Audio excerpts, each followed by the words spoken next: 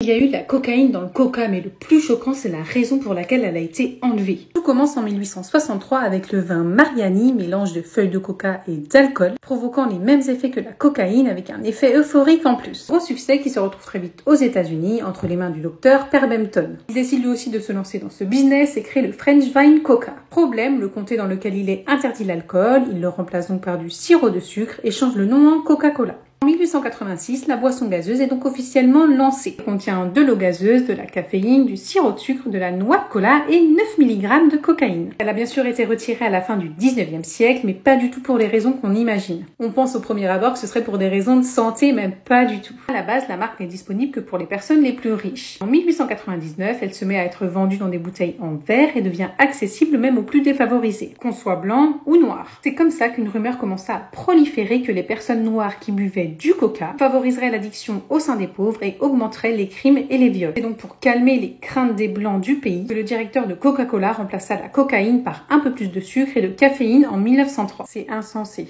Les feuilles de coca sont bien toujours le produit phare du Coca-Cola. Elles sont bien sûr décocaïnisées grâce à un procédé chimique.